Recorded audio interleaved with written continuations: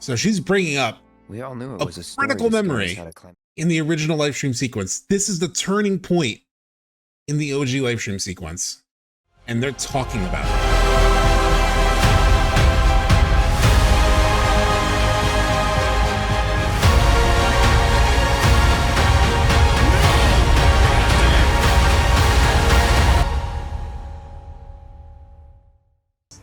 It's such a great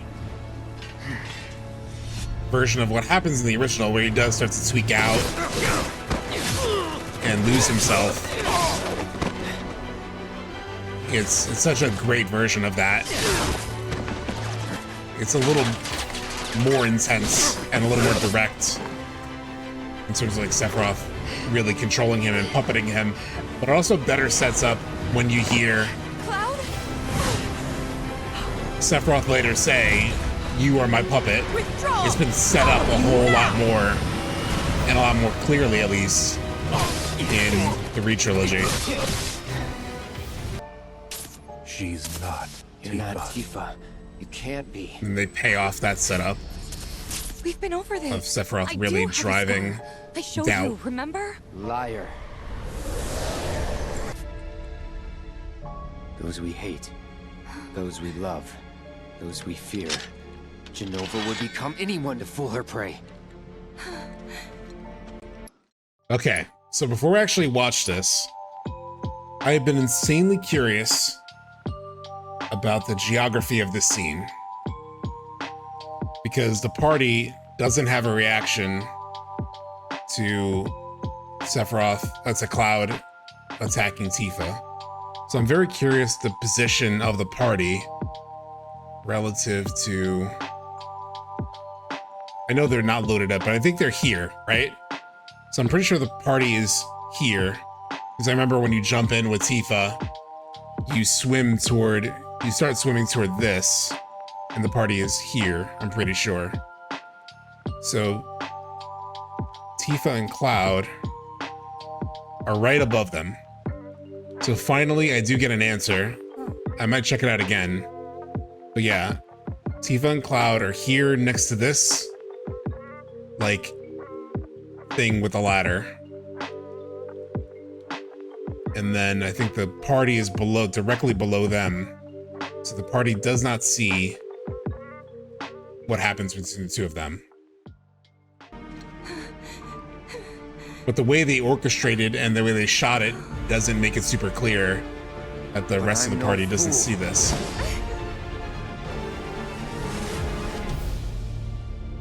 Okay, so there's a slash.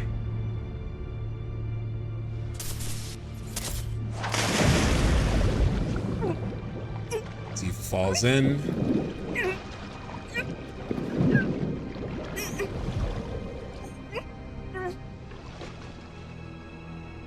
Everybody always sinks to like the bottom of the live stream before they go back up. Kind of like Cloud with the Midgard Zomer. So that's a bridge that's fallen into the Maka that we just talked about. So again, let's take another look. So the party is there. Well, Barrett, these three are there. They don't show the rest. Because I think the girls might be trapped somewhere, but they may not even be loaded into the scene. And then Cloud was above them. They don't bother to load his character model because it's not needed. But remember, they were here. So Cloud and Tifa were standing here. And the party was right below them. So they don't see the attack of Cloud on Tifa. So finally, that mystery has been answered for me. I always assumed that was where everyone is, everyone's position. But I was never able to truly confirm it. So there are like extra places. So there's the seventh heaven here. In this sequence, obviously we don't get a seventh heaven sequence. It does make me wonder, like, will the live stream actually visit the seventh heaven at some point? Because, like I said, we cover some material from the live stream sequence, most notably this portion with the bridge, We do see that in this sequence. So question is, like, are there other things we'll see in the live stream sequence in part 3? So I do wonder if we'll see that. I think there's something else supposed to be here, hidden. So there's the entrance to Nibelheim. So that obviously comes into play in the original live stream sequence. We see the entrance to Nibelheim. Where is the Stargazer Heights? Oh, there it is. So yeah, we got the Stargazer Heights also. Yeah, chat, the first time you actually swim into this, I'm pretty sure most people or OG fans had the same reaction where you just sit here.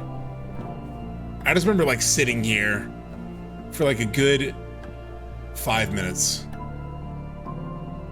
And I was just like, there's no way. I was like, there's no way they're doing this right now. It's like they're actually doing this right now? I was like stun locked. I couldn't move. I was just stuck, you know?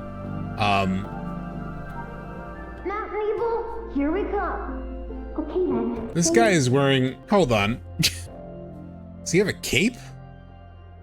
I mean, he has like a little thing around him. I thought he was wearing like a superhero cape. Yeah, these are the cool kids. Which one do you think is the one that Tifa talks about later? Emilio. Which one's Emilio? Is this Emilio? I think this is Emilio. He's giving Emilio. He has real Emilio vibes, doesn't he? Look at him. Look at this little fucking guy. He's got his little hat and his like fancy schmancy wrap around him. Yeah, I think hair like this doesn't belong to an Emilio. Hating on an 8-year-old. Yes, I am. Look at baby Tifa. Look at baby Tifa. Emilio's parents didn't hug him as a child. Oh, look at this angle. You get to see Cloud sort of like lingering in the background. Look at poor baby Cloud. Who like just wants to be in the group. So we covered this before stream, before we jumped into the game. That's it. What about some memory that has to do with me? If I say something, you can't remember it. But if you say something and I remember it too, then we'll know it's a memory. So she's saying like, if you remember something and I remember the same thing, then that shows that we independently hold this sort of like memory. And that can confirm that we, you know, knew each other back then. You were real. Because in the lead up to this, Hojo says like, oh, you're not even real. You were created, or Sephiroth and Hojo say it, where it's like you were created in Nibelheim like 5 years ago. And like Tifa's like not even remembering you. Tifa's remembering some kid named Cloud that may have existed, but because of Jenova's ability to manipulate people, you know, it has turned Cloud, it's giving Cloud a similar resemblance, even though it's not actually him. So that idea of like shapeshifting is sort of like here in the original. And obviously they've doubled down on that in the remake trilogy. Tifa, did you forget about those days? Look, I'm sorry, but what are you talking about? So she isn't really like aware of how young Cloud sort of like thought about these things, right? So he's bringing up something from the past, which confirms who he is. No, it's all right. You were having a hard time back then. And even her memories are a bit scrambled too, because of not only the physical trauma that she experiences in the sequence, but because her mama just died. So she was all, you know, mixed up in the head, which is another thing that I think is interesting. Hey, Virtua J. So you're so busy with your own thing. So again, there was that link between Cloud and Tifa's experiences in their life and why them together in the live stream sequence really works in terms of like, because we talked a lot about the mirroring that happens in FF7 compilation as a whole that I made fun of at times. For example, like I think it's a little silly that, you know, both Cloud and Zack fall through the church, through the, like Eric's church or roof, just because it's highly unlikely as an event.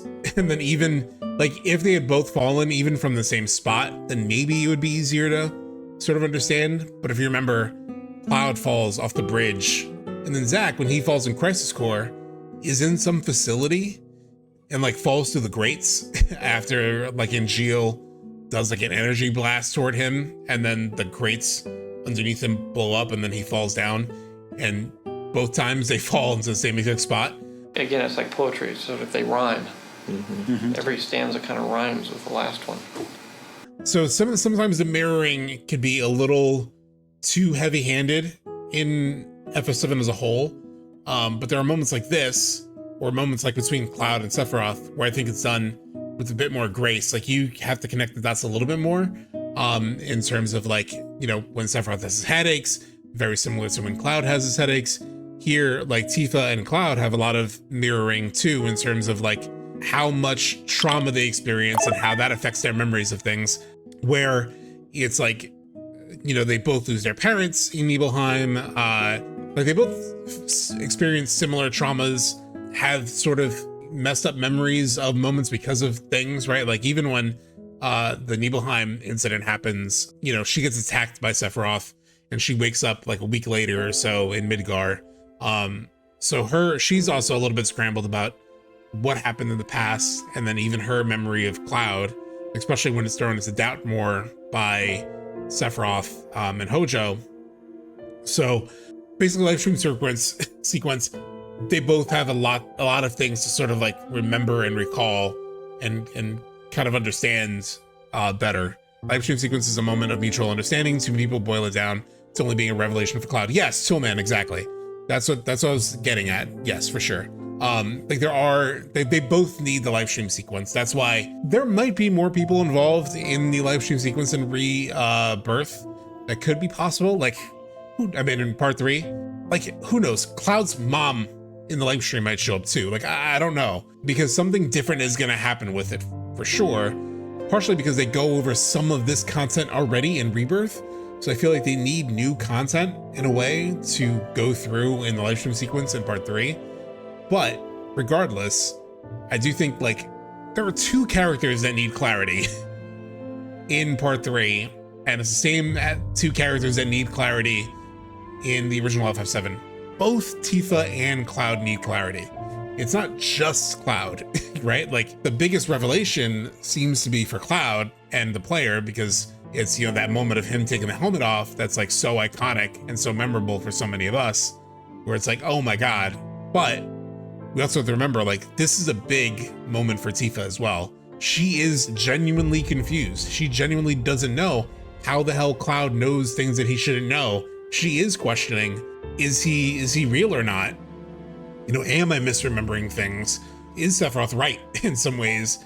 Because I can't explain how Cloud knows this other thing. So maybe there is something weird about Cloud that I'm not understanding. So here is a huge turning point in the Lifestream sequence. So if I could get stronger, then even Tifa would have to notice me. So, you know, he's admitting sort of like his motivations for becoming a soldier, or trying to get into a soldier, and sort of like revealing this memory that Tifa doesn't have full, you know, memory of. Like, she's remembering events differently. She remembers events like, oh, the other kids said that you prodded me along, when in reality, Cloud tried to stop her from crossing the bridge because he knew it was dangerous. So you weren't created 5 years ago. My childhood memories weren't all made up. So again, it's the thing we were talking about earlier in terms of like they both need clarity. So Tifa is coming to clarity here, right? It's like we weren't created 5 years ago. So that becomes a turning point. This scene with what happens in Mount Nebel becomes a turning point for Tifa connecting dots and helping Cloud remember who he is, right? So then they go through, they go back here, Cloud remembers Zack, and then Cloud remembers himself. So like this scene that essentially happens in Rebirth of Mount Nebel, the Mount Nebel memory, and so the realization around it, is the big turning point in the original Lifestream sequence. And we see it happen in the Lifestream sequence in Rebirth that we'll play through. So I think that's a huge difference between the original telling and, I guess, journey toward realization. And so I'm very curious where they go from here. But then we also see Sephiroth pulling Cloud away. Could just represent her feeling like she's losing Your Cloud's words Sephiroth. can't reach him now. Sephiroth does talk to her. No! Don't take him too! Obviously referring up to everyone that has been taken by Sephiroth. Her family, her dad, her town. Kanchan, I think that line from Seth is foreshadowing to Cloud not being able to hear Tifa's voice. Kanchan, yes, great point, great point. I have thought of that before, and thank you for bringing that up. If you remember in the Northern Crater, Tifa tries to talk to Cloud as he's like losing it. So you see Cloud is sort of like acting on his own, walks up to Barrett. He's like, I need the black materia, bro. And then Tifa, you'll see in the background, without a regular dialogue box, is like screaming at Cloud throughout this entire scene. And he's just completely deaf to her. He can't hear anything she's saying because he's totally under control. So I do think that could be a reference to what we're seeing here in this scene, Kanchan. So yeah, she has like live stream all around her. How sick is that? Or maybe, or maybe like this.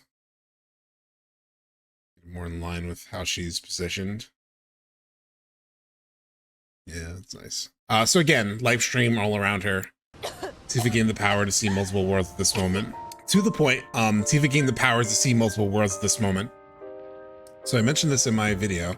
What if coming into contact with that energy allowed us to peer through the looking glass, so to speak? And a more direct translation. I wish I included the Japanese text here. I forgot.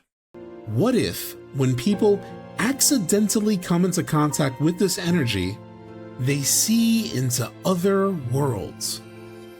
God, right? Like, I just remember being so confused around like what was happening here at the altar. And I remember there were so many conversations around. I actually didn't pick this up the first time.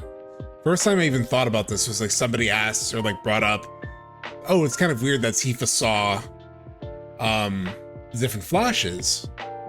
And in my mind, I thought those were all in Cloud's head. Like I thought those were like, because I usually associate those flashes with Cloud's messed up understanding of what's real and or what's not. So I thought it was just like we were cutting in between Cloud being messed up and then like Tifa looking at him.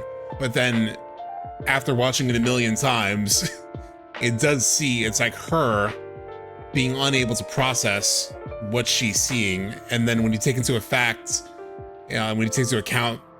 these words from the NPC of this like theory of like coming into contact with the live stream, it letting you see into other worlds, it really does kind of explain potentially what Tifa is seeing. I think maybe she will be able to use this ability in part 3 to see what Cloud is seeing, which may help showcase why she is still willing to help Cloud after all the bullshit he does. That's a good point, right? Like that it also helps connect her to Cloud in another way, right? In terms of like at a certain point in the original, you like wonder why people stick by Cloud so much or like why they believe him so much. And Tifa literally has a reason in the story to be as confused as Cloud is. Not only because she, has feelings for him or their history together as kids, but she genuinely has experienced something she doesn't know how to explain.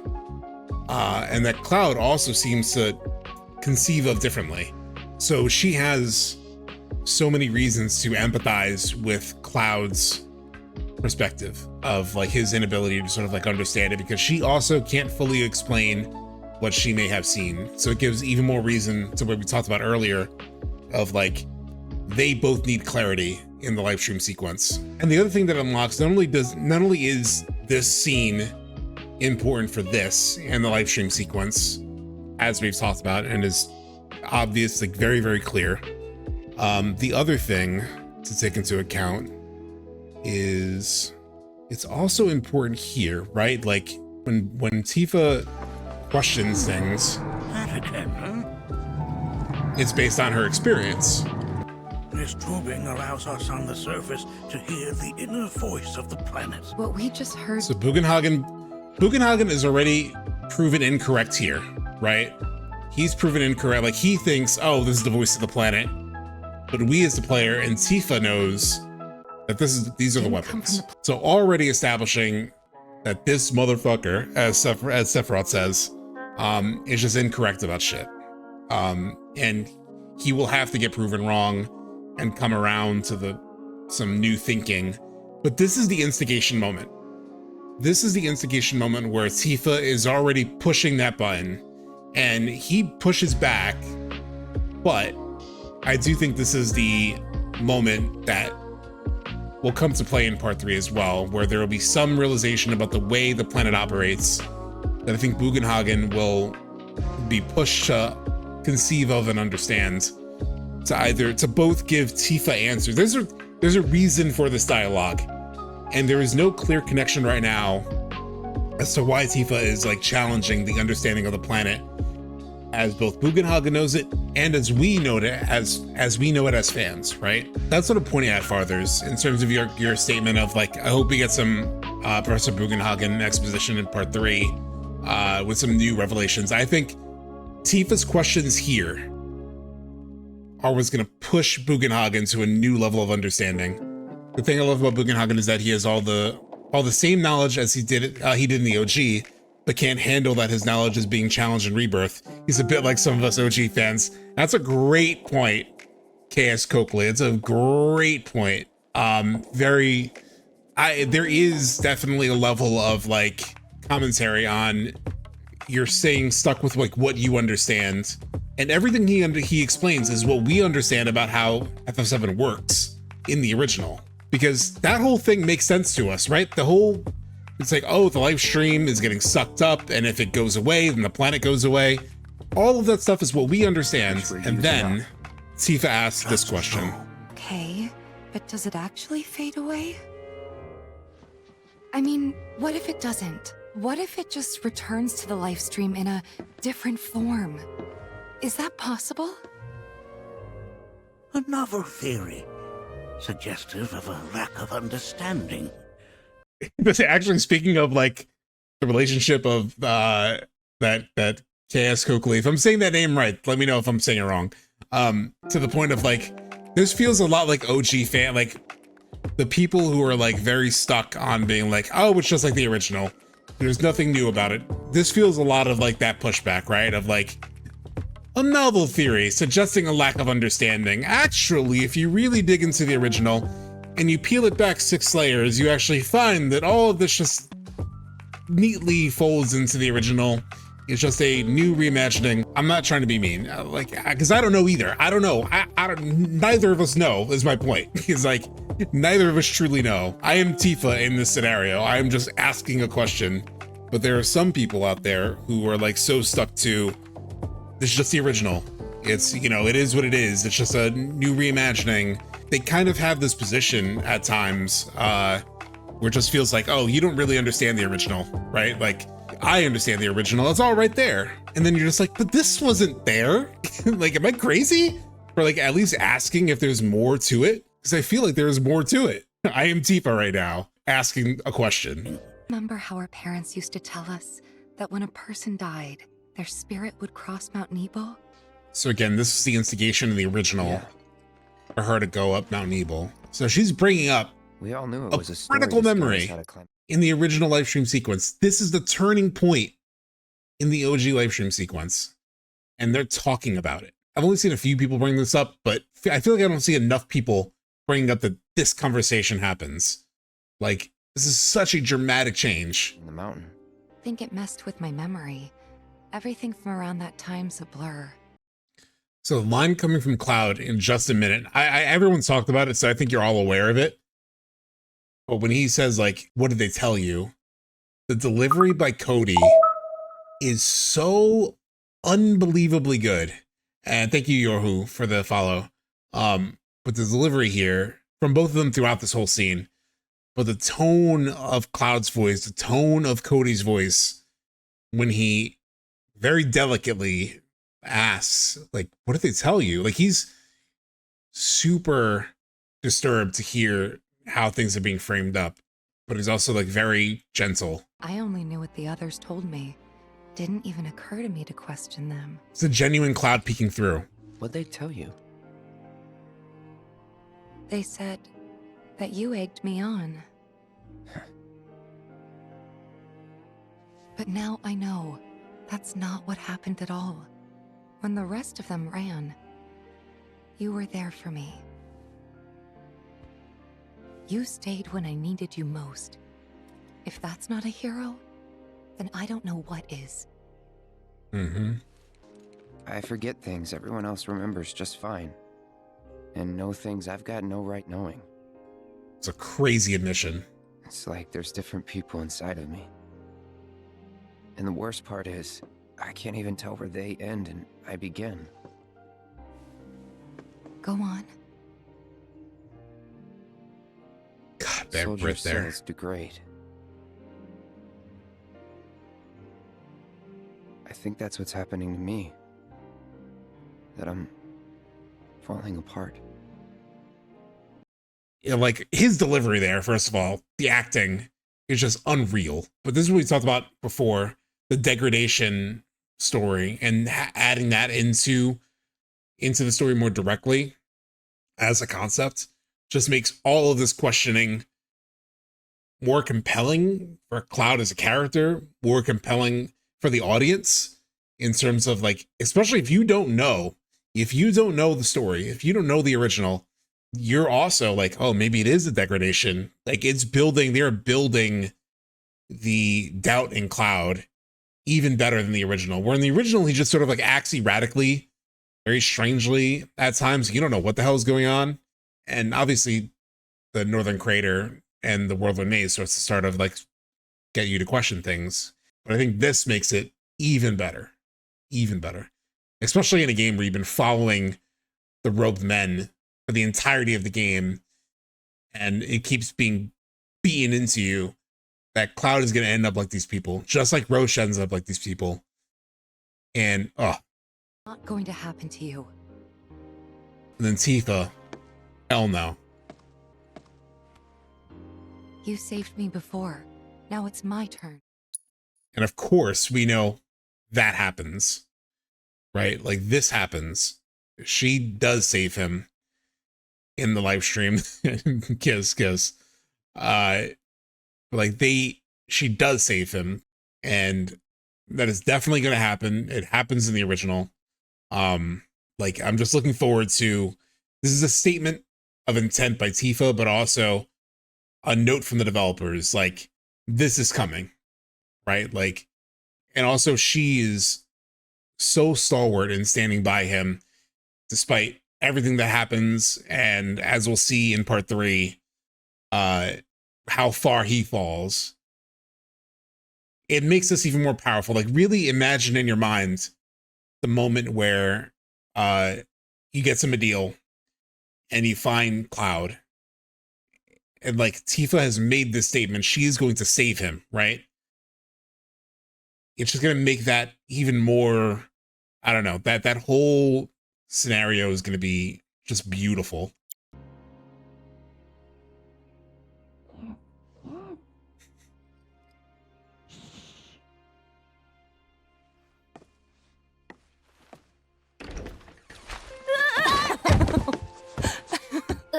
Aw, worried about little old me? Aye, that's right.